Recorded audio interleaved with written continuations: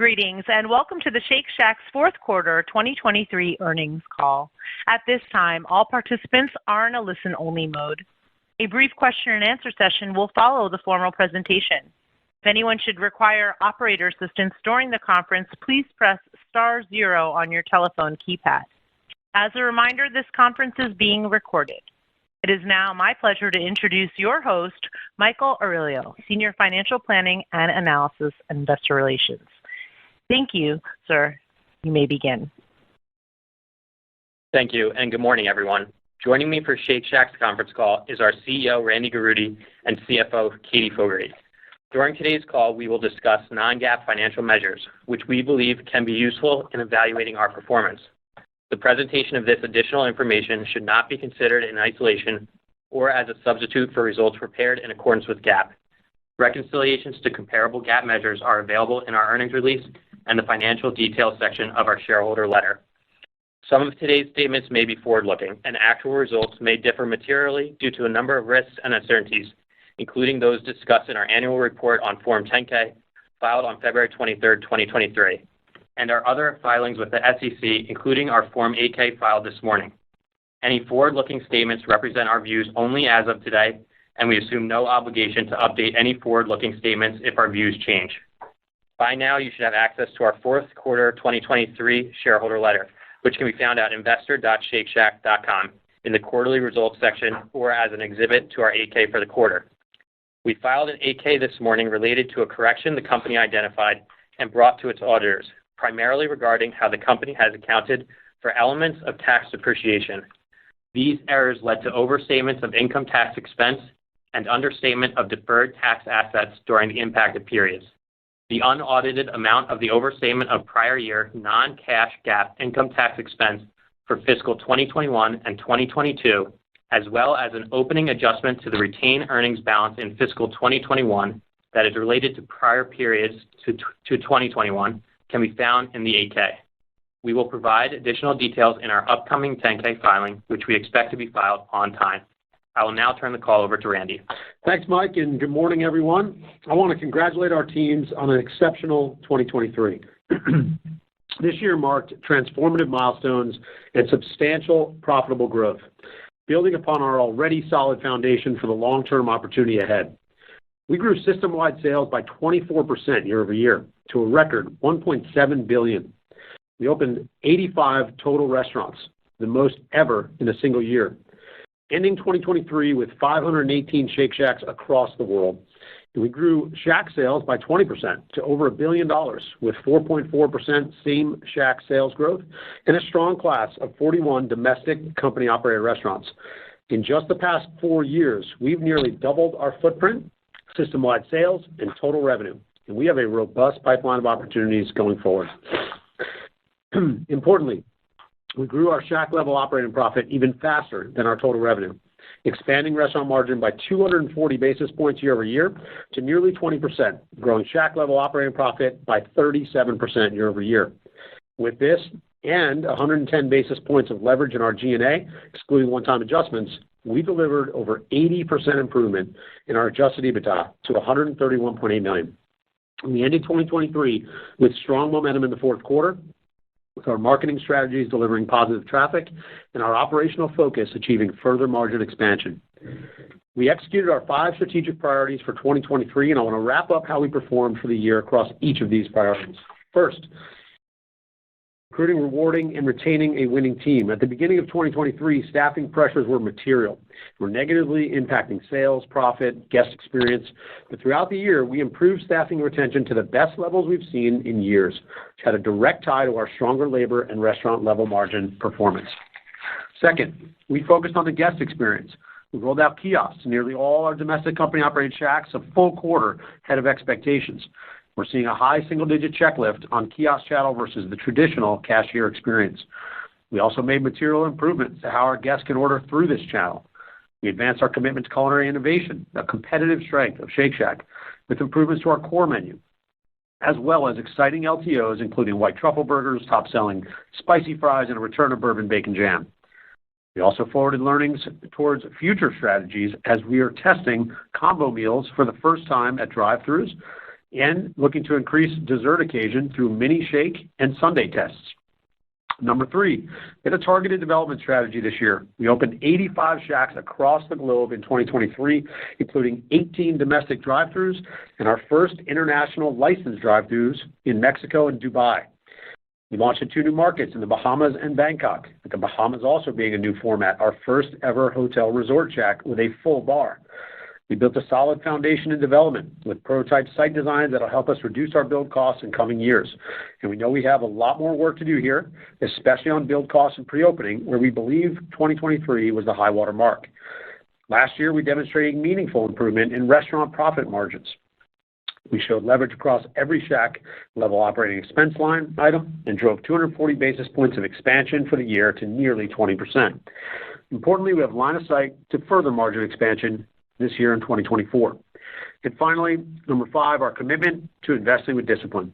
We leveraged G&A, excluding one-time adjustments, 110 basis points, and we grew adjusted EBITDA by over 80% to nearly $132 million. I'm pleased with our progress in 2023, and our teams are energized and building for what's ahead. Our leadership team has developed our 2024 strategic priorities to drive further profitable growth at Shake Shack with a clear line of sight to generating free cash flow, even while investing for a robust pipeline of growth. Our entire leadership team and the board are fully engaged, committed, and incentivized to continue execution in 2024. So today I want to go a bit deeper on our new strategic priorities for this year. First, we're committing to delivering a consistent guest experience. Shake Shack has always been differentiated from traditional fast food and fast casual in our food quality, in the look and feel of our Shacks, and in the enlightened hospitality we provide our guests. In 2024, we're committed to delivering a great guest experience consistently across all channels. We have core KPIs for our ops leadership. For the first time, we're targeting throughput improvement by reducing guest order times by roughly 30 seconds, and even more in our drive-thru locations. We'll achieve this through new kitchen flows that will roll out through the year, increased real-time reporting, new training, urgency, and goal focus, while continuing to cook to order at the highest level quality in the burger industry.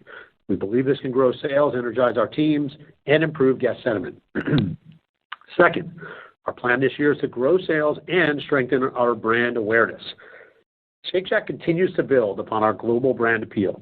We've nearly doubled our footprint since 2019, but we believe we're still early in our growth journey at just a small fraction of the scale that our competitors have. And yet we know that we still have a massive opportunity to increase our brand awareness. As we scale, we're leading into new and expanded marketing, brand partnerships, and additional spending opportunities that are demonstrating success. Our advertising spend at roughly 1% of sales is a fraction of many of our peers. And we know we can and will invest with success here moving forward. As we've improved our overall profitability and increased our scale, we are able to unlock additional funds for advertising this year, and we'll do so with data-driven discipline. On development, plan to open approximately 40 company-operated Shacks and approximately 40 licensed Shacks this year in 2024. Expanding our footprint is key to driving sales and strengthening our brand awareness. In 2024, the majority of our company-operated openings will be in existing markets across a variety of formats. We'll also be continuing our licensed Shack development by going deeper in domestic airports, roadsides, and deepening international expansion into new and existing markets. Third, we're going to make Shake Shack more profitable. In 2023, we improved restaurant-level margins by 240 basis points to approximately 20%. We plan to further margin expansion in 2024 with our next goal of reaching 20 to 21% Shack-level operating profit margin, continuing our work to close the gap to our pre-COVID profitability levels. Katie will share more, but our main strategies on improving forward margins and lowering total cost to serve involve work on supply chain and operational efficiencies. Many of these initiatives are things that we identified in prior years, such as increasing the number of suppliers as we scale, optimizing our freight, and improvements in labor scheduling and deployment. We've also engaged an external consultant to help find additional opportunities. And we will also look to leverage G&A while continuing to invest more in advertising and for the future growth of our business. Fourth, we're going to continue to improve how we build and open Shacks. We believe 23 was the high water mark for our build and pre-opening costs as we dealt with inflation, supply challenges, and a higher mix of more capital-intensive drive-thrus. This year, we prioritized our commitment to reducing average net build and pre-opening costs by about 10%. The team has begun to employ early prototype improvements to future Shacks as a phase one approach, and will be doubling down further this year to capture additional savings over time. Some of this work necessarily caused us to slow down timing of the 2024 pipeline, and that will cause a back-weighted opening schedule this year. But as that work takes hold, we'll begin to see more impact in 2025 as we roll out improved prototypes and a strong pipeline of Shacks in the years ahead. And lastly, we will continue to develop and reward our high-performing teams. Our people have always been and will always be a core focus. High-performing teams helped fuel the success we drove this year, and we expect to drive in 2024. Looking ahead, we'll continue to invest in our teams through increased wages, training, opportunities, enhanced recruitment with AI-enabled recruiting tools, and retention practices to optimize their experience and ultimately drive the business. Now I'll turn the call over to Katie to recap more of 23 and provide our initial outlook for 2024. Thanks, Randy, and good morning, everyone. The past year was a year of solid, profitable growth as we drove 240 basis points of Shack-level operating profit margin expansion in the year, building up to approximately 20%, further closing the gap to pre-COVID profitability levels, and growing Shack-level operating profit by nearly 40% year-over-year to a record of $208.2 million. We did this by successfully implementing our profitability improvement programs in our restaurants and home office, including better forecasting and labor scheduling and other operational and total cost to serve initiatives. And with our commitment to investing with discipline, we levered our G&A excluding one-time adjustments by 110 basis points while still prioritizing advertising and marketing investments. And we grew adjusted EBITDA by more than 80% year-over-year to a record of $131.8 million. We ended the year on an optimistic note for the fourth quarter, with solid execution against marketing and operational strategies that drove strong sales growth with positive traffic and solid flow-through. And as a result, we were more profitable despite continued inflationary pressures. Fourth quarter total revenue was $286.2 million, up 20% year-over-year, as we opened 24 company-operated and licensed units and grew system-wide sales approximately 21%. Licensing revenue was $10.5 million in the fourth quarter, and licensing sales were $166.4 million, up 24% year-over-year, and with particular strength in our airport and domestic locations and 9 openings. We faced geopolitical pressures in the Middle East and continue to see macroeconomic pressures in China, and in both markets, we expect to experience further volatility in our sales for the foreseeable future.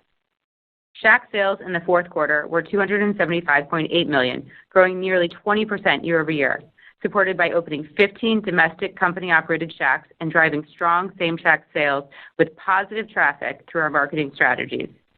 Our sales outperformed historical seasonality throughout the whole quarter, and all of our regions saw sequential traffic improvement since the third quarter.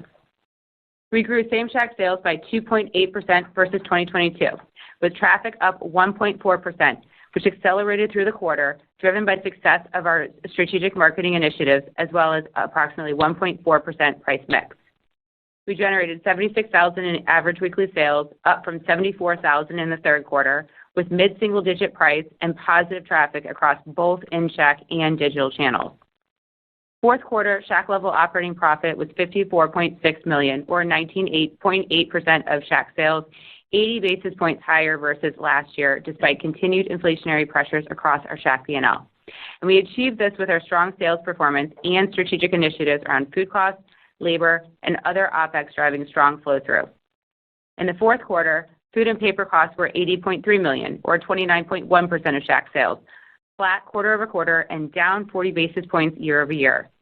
Food and paper inflation was up mid-single digits year-over-year, led by beef up mid-teens and fries up high single digits, with pressures broadly across our basket.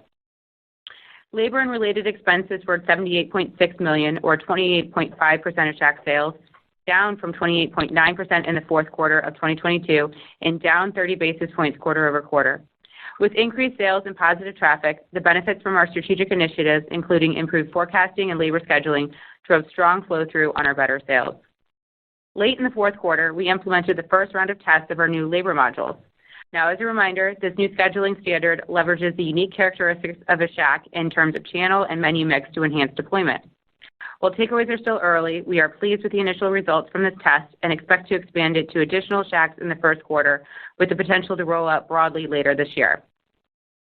Other operating expenses were $41.1 million, or 14.9% of Shack sales, up 30 basis points from the fourth quarter of 2022, as we face increased repairs and maintenance expenses, a higher delivery sales mix, and continued inflationary pressures in energy and utilities. Occupancy and related expenses were $21.2 million, or 7.7% of Shack sales, down 20 basis points from the fourth quarter of 2022, driven by sales leverage. G&A was $35.8 million, or 12.5% of total revenue. Excluding $900,000 in one-time adjustments, G&A was $34.9 million, or 12.2% of total revenue, down 130 basis points from 13.5% of total revenue in the prior year, despite continued investments needed to support our growth across technology, marketing, and operations. We ended 2023 with $125.1 million in G&A, adjusted for legal settlements, professional fees, and other one-time expenses. Pre-opening costs were $5.1 million in the quarter, as we opened 15 new company-operated Shacks, and depreciation was $24.5 million. On a GAAP basis, in the quarter, we reported a pre-tax income of $1.5 million and a tax benefit of $5.3 million. On an adjusted pro forma basis, we reported a pre-tax income of $2.4 million and a tax expense of $1.4 million. Excluding the tax impact of equity-based compensation, our adjusted pro forma tax rate in the fourth quarter was 55%. Adjustments can be found on page 30 of the shareholder letter. We reported fourth quarter adjusted EBITDA of $31.4 million, up approximately 60% year-over-year, or 11% of total revenue, marking a significant improvement relative to 8% of total revenue in the fourth quarter of 2022. And for the full year of 2023, we grew adjusted EBITDA by over 80% to $131.8 million, or 12.1% of total revenue, 400 basis points higher than the prior year. We realized a net income attributable to Shake Shack Inc. of $6.8 million, or 15 cents per diluted share. On an adjusted pro forma basis, we reported a net income attributable to Shake Shack Inc. of $1 million, or 2 cents per fully exchanged and diluted share. And finally, our balance sheet is strong, as we ended the quarter with $293.2 million in cash and cash equivalents and marketable securities, up approximately $8 million from last quarter. Now on to guidance for the first quarter and full year of 2024. Our guidance assumes no material changes in the macroeconomic or geopolitical landscape and the potential impact to system-wide sales or costs. For the first quarter, we guide total revenue of $288.4 million to $292.8 million, with $9.4 to $9.8 million of licensing revenue, approximately 4 company-operated openings, approximately 2 licensed Shack openings, and for same-Shack sales to be up low single digits year-over-year. January same-Shack sales were flat, with an approximate low single-digit headwind from unfavorable weather, as well as pressures from comparing over a particularly strong January 2023 average weekly sales that had a large benefit from a high number of Shacks that we opened in the fourth quarter of 2022. Outside of weather-impacted weeks, though, we saw that the underlying strength of our fourth quarter trends continued into January. And while we're not providing specific numbers around February, our trends have improved from January levels, and our guidance reflects this. As we execute on our 2024 strategic plan, we are guiding to first quarter Shack-level operating profit margin of 19 to 19.5%, representing approximately 70 to 120 basis points improvement year-over-year. In the first quarter, we are planning for low single-digit year-over-year inflation in food and paper costs, with pressures led by uncertainty in beef pricing, the largest part of our basket.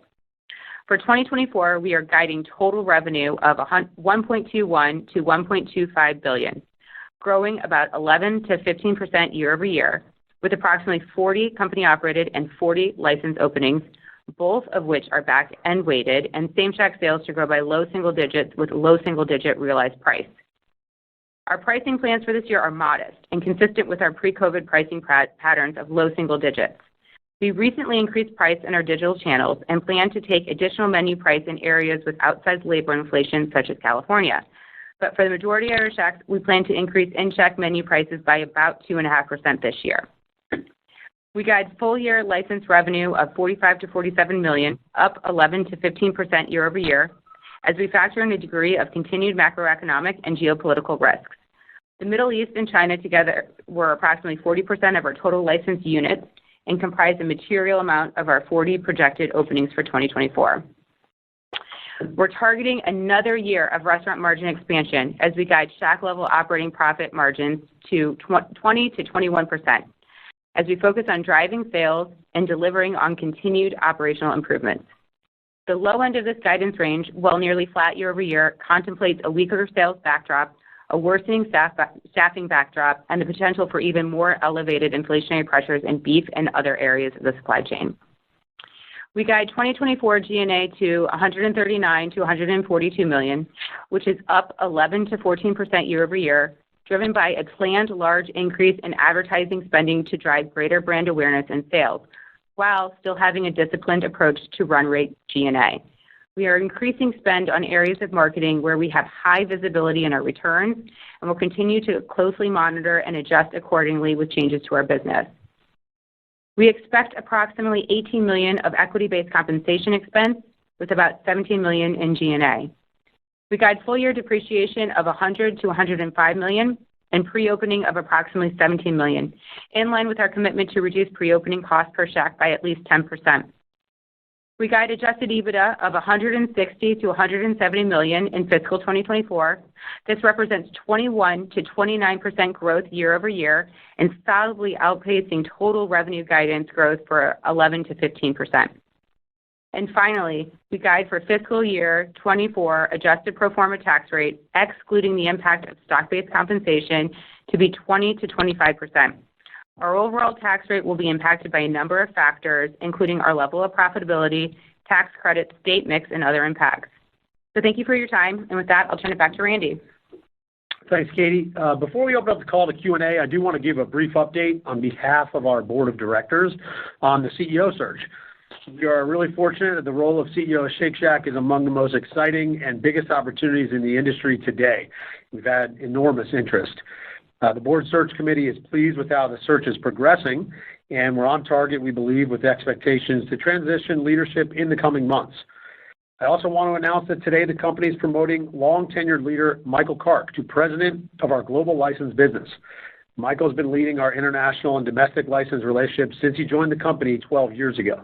He's led one of the most nimble and innovative teams in the industry and will continue to chart the course for this exciting and critical part of our growth ahead. Congrats to Michael and to all of our partners around the globe. In the meantime, I remain deeply committed to executing against our strategic priorities to deliver profitable growth in the year ahead and ensure a seamless transition for my successor. I have the utmost confidence in our seasoned leadership team and never been more optimistic about Shake Shack's potential as we build upon this last year's success and enter 2024. With that, operator, thank you, and let's go ahead and open up the call for questions. Thank you. At this time, we will be conducting a question-and-answer session. If you would like to ask a question, please press star 1 on your telephone keypad. A confirmation tone will indicate that your line is in the question queue. You may press star 2 if you would like to remove your question from the queue. We ask that you limit yourself to one question and a follow-up so that others may have the opportunity to ask questions. For participants using speaker equipment, it may be necessary to pick up your handset before pressing the star keys. One moment, please, while we poll for questions. Our first question comes from Brian Vaccaro with Raymond James. Please proceed with your question. Thank you, and good morning. You noted that average weekly sales through the fourth quarter exceeded your normal seasonality, and you attributed some of that to your strategic advertising initiatives. Can you elaborate on the levers that you're pulling there? Is that mainly focused on markets with lower awareness, and kind of any way to frame what percentage of your units you would classify as lower awareness and the sales improvement you're seeing behind some of those initiatives? Thanks, Brian. Yeah, I mean, listen, first of all, I want to come back to the point I made overall. We have big opportunity here to continue to expand this as we scale. I think it's important to continue to name, listen, we're not big enough yet to capture the kind of scale that we'd love to have a Super Bowl commercial someday, right? We're just not there yet, but there'll be a day where that can happen. Today, we've got to test and learn into the strategies that we're getting a strong return on. So when you think about what we've done, we started to talk about this last quarter and do some of this in the third quarter. We did a bunch in the fourth, and we'll continue to do that. Lots of things happening. There's a few kind of lower brand awareness markets where we did employ various media tests. Most of what we're doing is increasing our one-to-one performance marketing efforts, that we're getting smarter every day. We use Braze on some of our marketing efforts there. We're just getting a better connection directly to our guests. We're doing various really fun brand partnerships, things like our partnership with Trolls, the movie, in the fourth quarter, and other things that continue on down the line that we use our culinary template to do. We also are doing things in our own channels. If you saw, we did a fun promotion with a chicken dance. If anybody in the NFL did a chicken dance, we were going to do free chicken shacks in our app. So that and a couple others like that drove a lot of traffic to our channels, which we really like. We also do things with third-party DSPs from time to time to promote those channels where we see a good return. So all kinds of different things. Right now, for instance, we're doing free Fridays, right, through about a 6-7 week period in this time of year.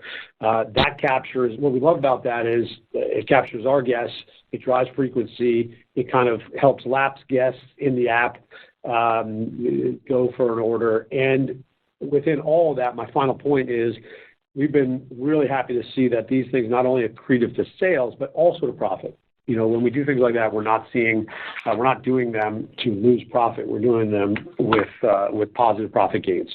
So really happy to see it. And I think the main point we want you to take away is as we increase that to some extent this year, we'll keep testing and learning in new strategies in all kinds of markets to see where it hits best. So we've got a lot of opportunity ahead, and the marketing team is set up to fire a lot this year. All right, that's great. And sorry if I missed it, but Katie, can you level set where was advertising spend in 2023 and what's embedded in your guidance, kind of ballparking what's in guidance and advertising for 2024? Yeah, so you're going to get the 2023 number in the 10K, so I don't want to front run that. But what I will say is that our guidance assumes a material step up in our underlying G&A or advertising spend. And what's really important is that, taking out that increase in advertising, we are showing continued discipline and leverage on our kind of underlying run rate G&A. So it's been great to be able to, see, drive increased profitability here and also be able to unlock, that really powerful source of funds to help drive the future growth of the company. Great. And if I could just ask one quick follow-up on the topic of throughput, obviously, the time to get your food and average ticket times is really important to the guest experience and being consistent on that metric. I think you said you're targeting a 30-second improvement with even more in the drive-through. But can you level set what your average ticket time is today? Any perspective on how that's trended over time, or perhaps how variable across the country, just to help us frame the opportunity on that? Thank you. We haven't really released specific numbers on that. We've generally said over time it's been this sort of 6 to 8 minute ticket time as we cook fresh to order over time. It's really not a regional question. It's more of a volume question. Obviously, when you're busier, sometimes those times extend. Our goal for this year is consistency and continue to just improve and be relied upon better for what our guests can expect. So that's the goal. We've set out there an ambitious target for our teams to knock 30 seconds off the average order over the course of this year. This is going to take time. It's not tomorrow. This will be through the year as we go, and as we kind of exit the year, that's really been our bogey. Thank you. And if as we go, very much. Thank you. If we can keep the operator the questions to one, because we have a lot of people on the line. So thank you.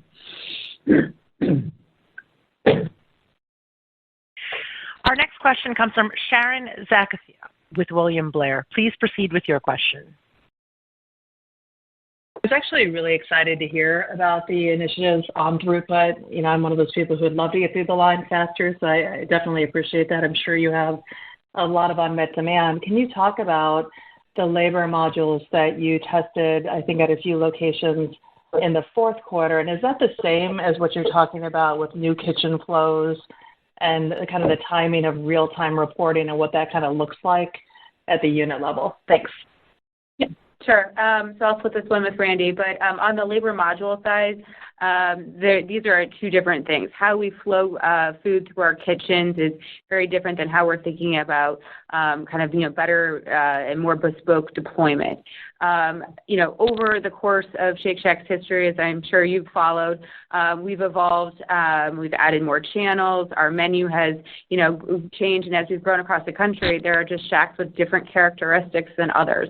And so, especially with the kiosk rollout that we did last year, we felt it was the right time to revisit with time and motion studies and the great data that the team has built up here, a really bespoke, per Shack staffing and deployment module. And we, did the first round of the test late last year. We're really encouraged by the results there. We talked about, rolling out to more Shacks this year.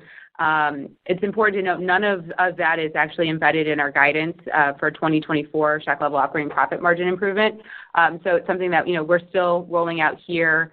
And what I would say too is that it's not just about, reducing the number of people in the Shack. It's actually about right-sizing the deployment we have there. So there's some, areas where, we feel it's appropriate at certain times of the day to add more people in. We think that that's important for our ability to execute a great guest experience and capitalize on, the opportunity there, and by different formats. But Randy, do you want to take the Yeah, just on the kitchen flow, just to be more specific, this is going to always evolve forever, right? I mean, this is every restaurant every day continuing to try to figure out the best way to move food but can keep integrity in how we cook our food.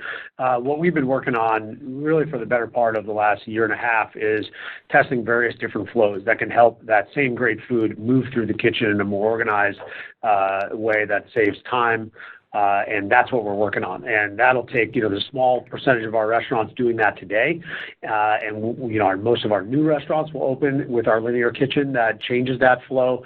Some of our existing restaurants will convert, but it's more about just how we move the food. And it's not really about renovations and any other major costly thing. It's really just about a different flow of food. So we've got a lot of work to do on that, among other things, and that's in the works.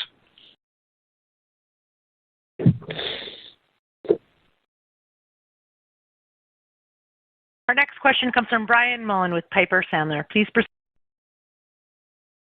Hey, thank you. Just a question on the drive-thrus. Could you speak to how those are doing in general? Understanding there have been some learnings, maybe some locations you might have done differently in certain instances. Just looking to understand your degree of optimism about drive-thrus overall, and if you think they have a solid long-term future at Shake Shack. Any thoughts would be great. Yeah, thanks. The answer for the long-term future is you bet.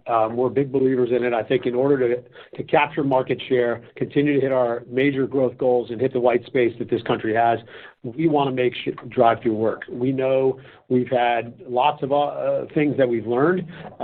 We have about 30 right now. We opened 18 last year. We'll have a smaller percentage of the class in 2024, but still a significant commitment this year and the years ahead. So we continue to learn. As I've said in previous conversations about drive-thru, we've got some that are below our targets, some that are above, right around, lots in the middle.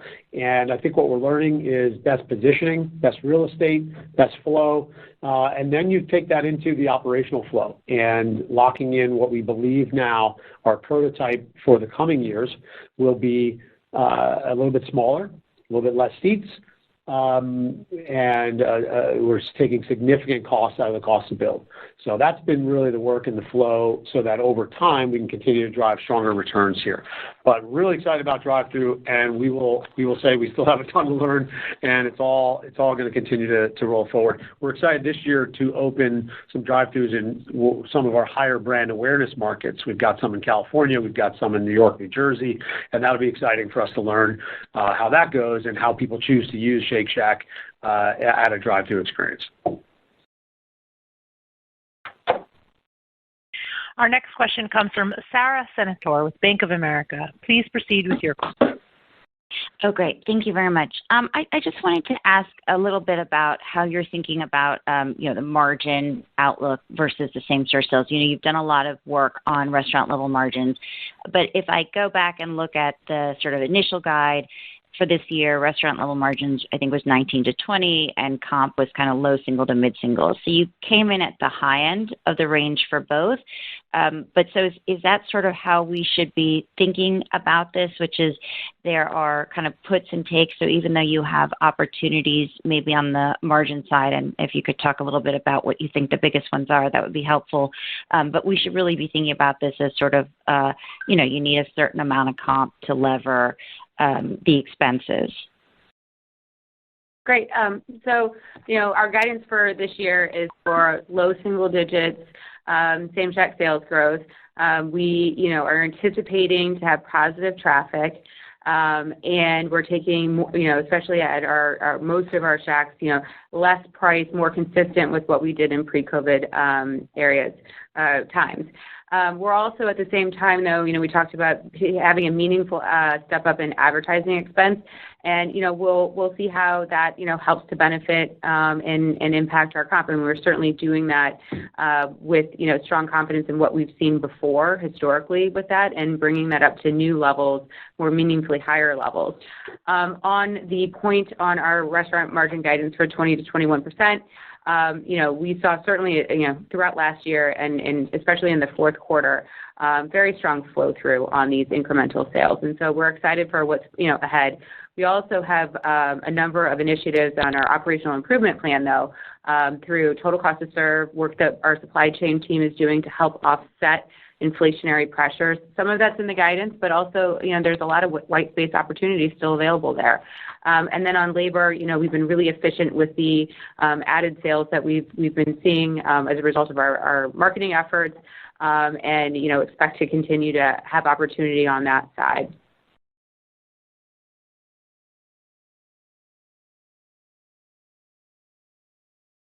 Our next question comes from Michael Tamas with Oppenheimer. Please proceed. Hi, good morning. Thank you. You talked about some interesting sales drivers in the 24, including combo meals and desserts and increasing your marketing spend, obviously. Can you talk about some of the work you've done that suggests, those are the right strategies, maybe why now? And then related to that, do you think those platforms are required to hit the positive traffic goal you're talking about for 24, or can the core existing strategies get you there? Thank you.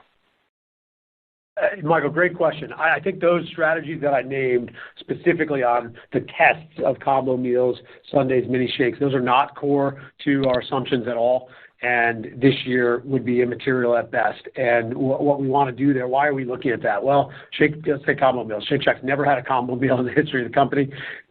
Time will tell if that's the right thing, if that's what our guests want. What we wanted to do and as part of our drive-through goals is, that speed is a goal here. We know Shake Shack's not the fastest, and we want to test how people react to that. And I think the initial news is, well, a lot of people like combo meals at drive-through. Shouldn't be a shocker to anybody in the industry.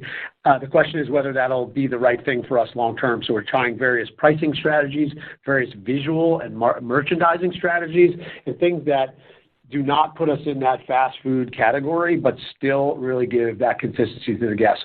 On our kind of dessert destination goals, look, Shake Shack before COVID had concretes, right? Our frozen custard sundaes. We've continued to hear from guests.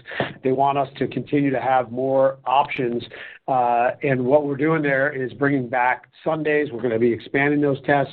We have mini shakes at a number of Shacks right now. We'll be expanding that test, but not rolling out to the entire fleet just yet. These are things we want to tweak, get right. And the whole goal there is, can we increase some of that day part expansion? Can we get some more afternoon? Can we get a little average check?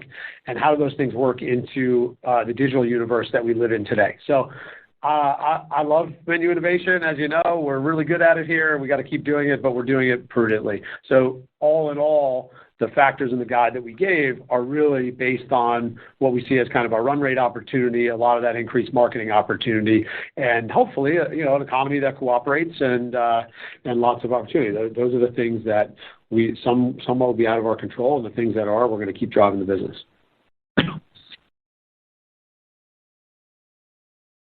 Our next question comes from Andrew Charles with TD Cowen. Please proceed. Great. Great, thank you. Katie, I just want to better understand the components of the 2024 low single-digit same-store sales guidance. This embeds expectations for 2.5% price and positive traffic.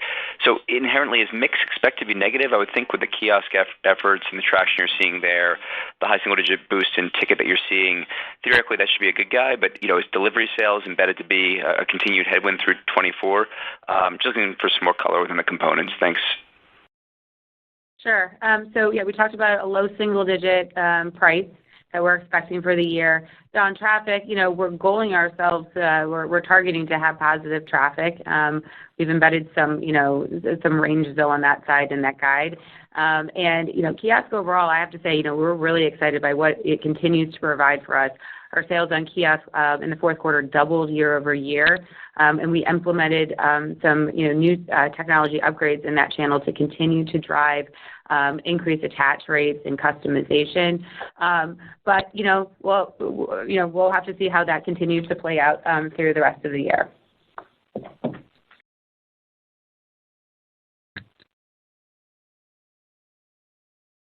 Our next question comes from Jake Bartlett with Truist Securities. Please. Great. Thanks for taking the question. On the margin expansion guidance for 24, great to see that. I'm wondering if you can just help us understand what's driving it. It looks like just COGS or commodity cost inflation being flat to low single digits, and low single digit price would be a contributor. So if you could maybe disaggregate the drivers, including what you're proactively doing, some of the supply chain initiatives, labor initiatives, just trying to kind of understand more specifically what your actions are doing to your margin outlook. Yep, absolutely.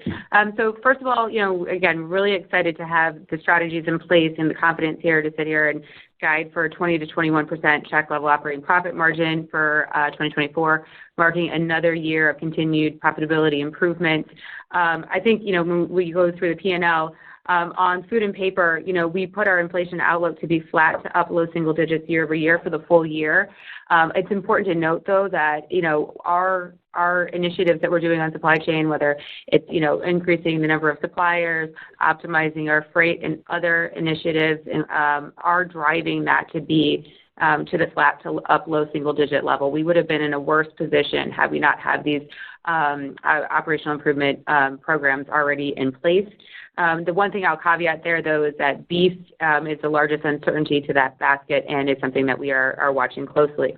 On labor, we have been driving very strong flow through.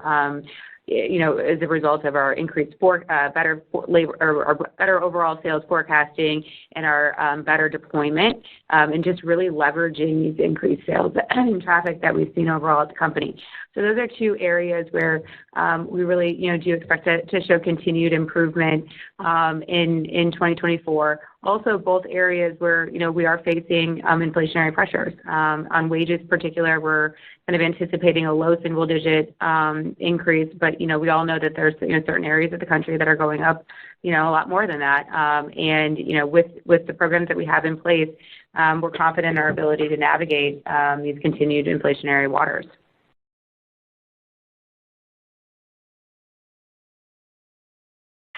Our next question comes from Peter Saleh with BTIG. Please. Great. Thanks for taking the question. I didn't want to come back to the advertising discussion. I think in 3Q, Shake Shack targeted more advertising in the West.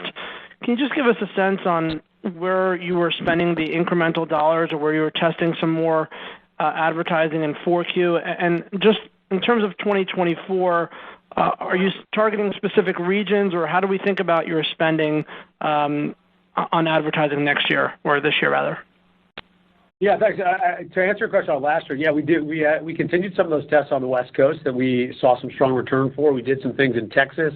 That's been a big growing market for us. We opened a lot of restaurants in Texas last year, so there was a pointed test and learn happening there. And for this year, we will keep you posted. I think the team's continuing to learn on that. A lot of this is really directed at the markets where we think we can have the highest return, balance with some spend where we have lower brand awareness, and we just want to make sure that we keep hitting those and having people know who we are, what we do, and driving the exciting opportunity we have. Sometimes it'll go along with the openings, our new SHAK openings, and where those go, where we choose to spend. But generally, it's really a lot of one-to-one performance marketing, digital opportunities that we see where most of the ramping of spend will go. We think that's the best way to do it at this scale. So when we hear the word advertising, it's not going to be a whole lot of TV commercials and the things you might traditionally think. At this scale, most of the best way we can gain is on digital channels that we've seen strong returns on.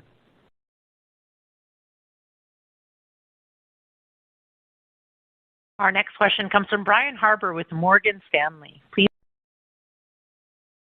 Yeah, thank you. Good morning. With kind of the improving traffic trend in the fourth quarter, what do you think was most impactful to that? Maybe it was some of the advertising, but just curious your thoughts there. And I know that there was a little bit of divergence between New York and the other regions, and if you had any thoughts on kind of what drove that. Well, I think these are the things that we've been pointing out through the call today. I think they're all of those things. We had a good LTO. We had strong and improving comp through the quarter. We had a lot of that advertising, targeting various different promos and opportunities that we've shared both in our channels and in other channels. So I think it's been a really well-played playbook by our marketing team. And again, a lot of that, as we keep saying on this call, increasing the overall spend to get us to a point where we can continue to test and confidently employ data-driven, disciplined spend across our marketing channels. So I think that was really a good part of the Q4 and just a solid lineup of operational execution across the company. And then in New York specifically, we've been opening a number of restaurants. So, we've kind of put some of those pressures there as more on the, infill pressures, the things that we've normally seen throughout the year.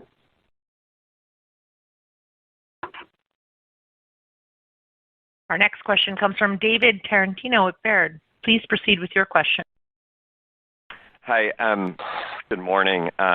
You made really impressive progress on improving the shop level profitability. So I was just wondering if you could maybe frame up where you think you are in your journey to improve profitability. And I think, Randy, you mentioned a reference to getting back to pre-COVID profitability, and I'm just wondering if we should be reading that as your goal. I think you had 22% shop level margins or slightly higher than that in 2019. Is that the right way to think about your goals, or I guess any way to frame up kind of the long-term picture on profitability? Thanks. Thanks, David. I think the goal is 20 to 21 this year and 2024. That's the clear guide. That's what we're working on. As we've said in the call, lots of initiatives that have been working and lots more that are coming, both to expand upon the current as well as add new things. And we've been really clear in the notes today about what those look like.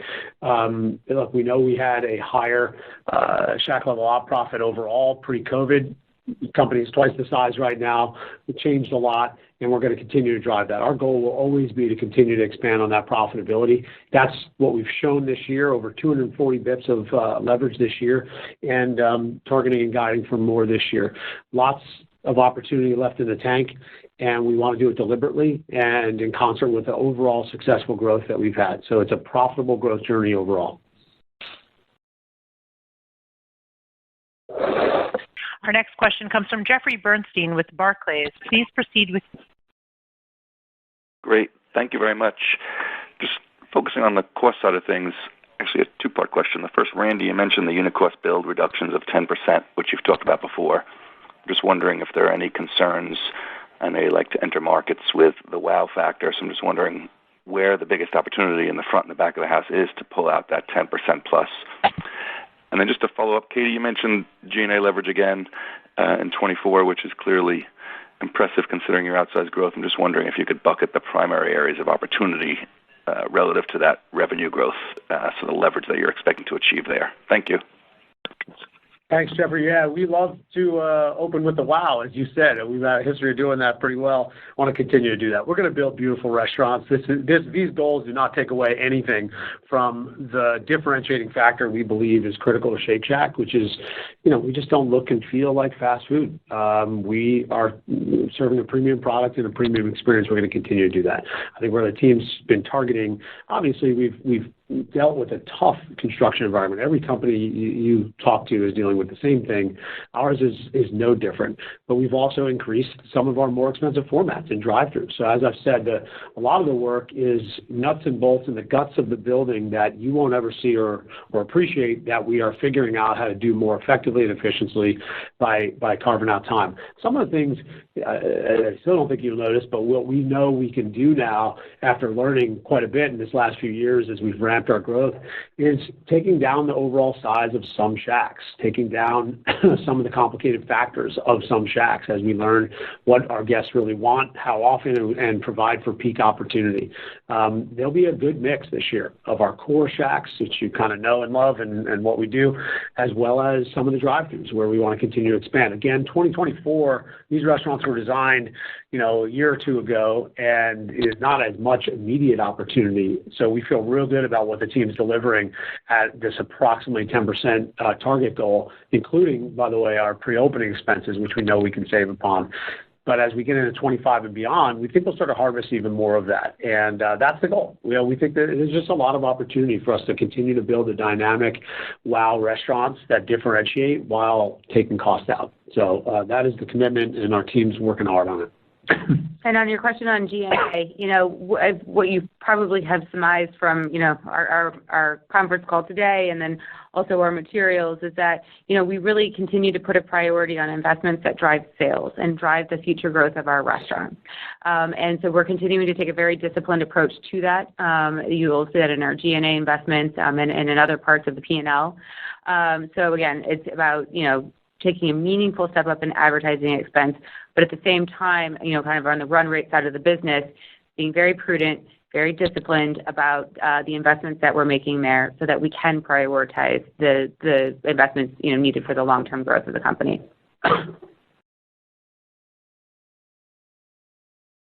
Our next question comes from Jeff Farmer with Gordon Haskett. Please. Yeah, good morning, and thank you. Just another follow-up on menu pricing. Katie, I think you mentioned 2.5% pricing for the majority of the system in 2024, but inclusive of the pricing in the California restaurants, and I think you guys just mentioned the 3PD menu price increase. What would that equate to for total system pricing in 2024? Yeah, so when we're thinking about, that 2.5%, so first of all, there's two numbers that are 2.5% here. So first of all, 2.5% is what we're kind of targeting for about realized price for 2024. There's going to be some areas where we're taking more than that to offset wage inflationary pressures. You talked about California as an area where, they're taking it up a lot in some of our markets. And we're going to be taking price there to help offset those pressures. We also increased the premium we're charging on our digital channels. We're still underpriced relative to kind of our peer average. I still think we have room on that side, but continue to test and learn in that channel. And then, overall, the other 2.5% to mention is that's pretty much, your average Shack outside of a big wage inflationary, zone. That's about the overall price that we're looking to take this year. And, that's very consistent with the pre-COVID pricing patterns that we've had. So, most of our Shacks will have kind of that lower single-digit menu price increase this year.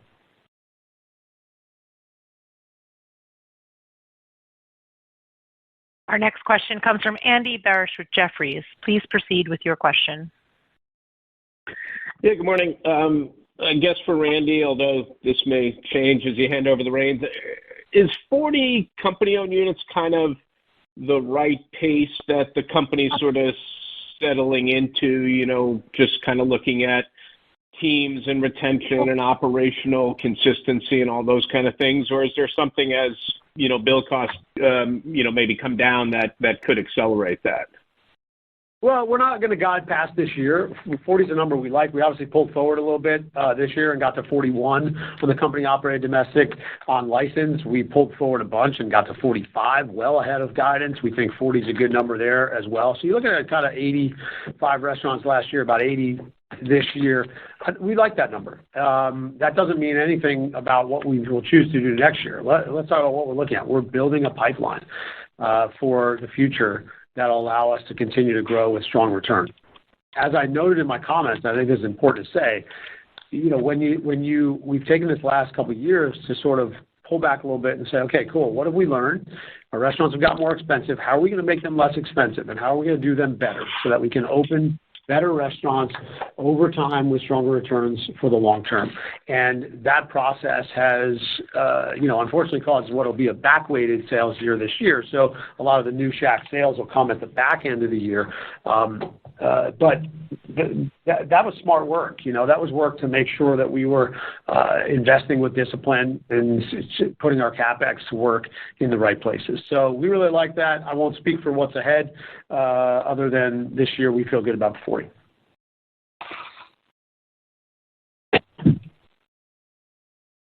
Our next question comes from Jim Sanderson with North Coast Research. Please proceed. Hey, thanks for the question. Congratulations on a great quarter. I wanted to go back to the combo testing. Just if you could provide some more insights on what metrics you're testing, whether this is looking at discounts to a la carte or if you're trying to build kids' meals, family bundles that might move average check up. Just any thoughts on the test and how this might impact average check going forward, and also why only through the drive-thru. Thank you. Yeah, thanks, Jim. And again, this is not going to be, do not expect any material rollout of this strategy this year. This is something that we really want to learn into. This is not something you flip on and off easily in a company like ours who's never done it. So what are we looking for? Number one, we're looking for, do our guests want to order that way, right? That'll be the kind of first KPI we have. Then we're going to look at various pricing strategies. Do we need a discount, or is it really just about ease of ordering? Testing various levels of a bundled discount and how that feels at Shake Shack. Can we increase items per check, right? What happens to both beverage and shake attach? This is Shake Shack, right? We're different. We sell a lot of shakes. What happens in the combo meal environment in shakes? These are things we're looking at. And ultimately, can it contribute to a better ticket time, right? Does it help our team in the back as well as the person ordering? And I think where you see the most pressure of ordering time is always at a drive-through window, right? That in most of our other channels, especially now with kiosk, it's a lot more relaxed ordering process. You don't have to feel like you got to move forward. But in a drive-through, you inevitably feel that way. And so that's why we're testing in a drive-through. So it's only at, kind of a couple handfuls of our restaurants. I expect it'll kind of stay at that test level for some period of time. And we'll look at it. And look, obviously the industry figured out a long time ago that this is a good strategy. Whether it's a good strategy for Shake Shack remains to be seen. We're excited about what we're seeing and learning, and we'll keep you posted if it goes forward.